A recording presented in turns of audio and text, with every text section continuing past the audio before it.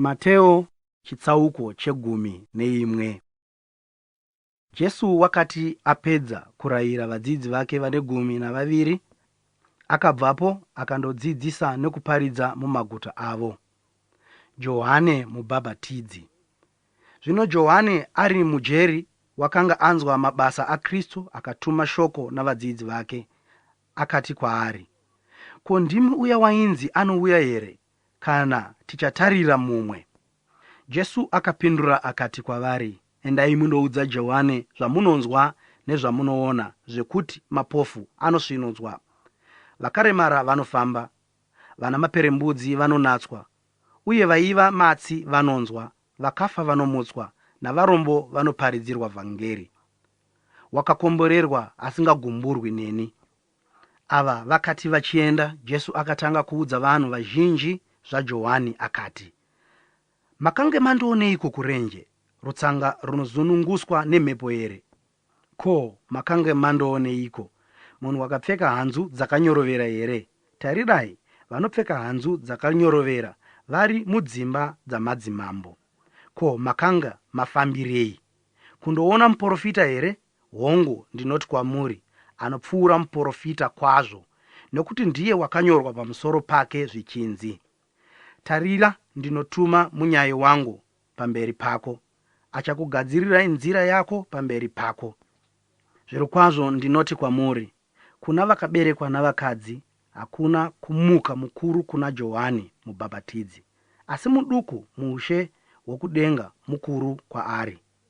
Kubva pamazuva aJohani mubhabhatidzi kusvikira zvino, ushe hwokudenga hunopambwa, vapambi vanohutora nesimba.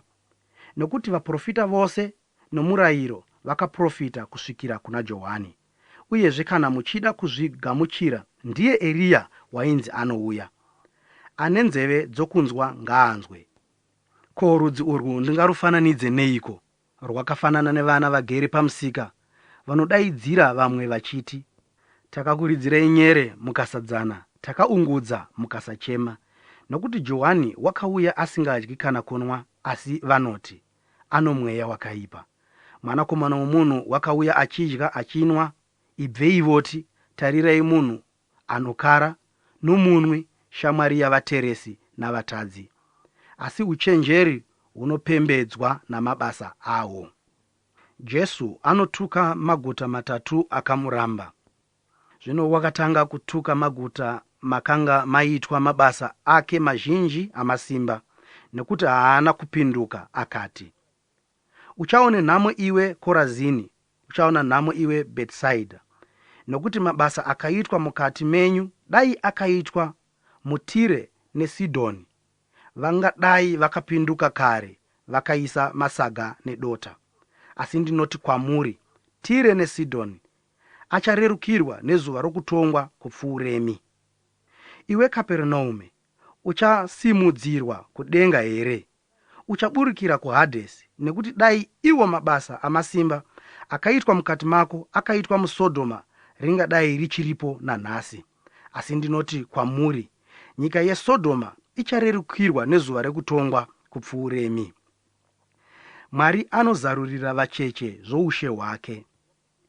Nenguva iyo Jesu wakapindura akati, ndine kutendai Baba, Ishe wokudenga napasi, kuti makavanzira vakachenjera nevakangwara zvinhu izvi, mukazvizarurira vacheche. Hongu Baba, nokuti ndizvo zvakakufadzai. Zvinhu zvose zvakakumikidzwa kwandiri naBaba vangu. Hakuna anoziva Mwanakomana asi Baba, hakuna anoziva Baba asi Mwanakomana, naiye waanenge ada kumuzarurira iye Mwanakomana. Joko raJesu. Uyai kwandiri, imi mose makaneta makaremerwa, ini ndichakuzorodzai.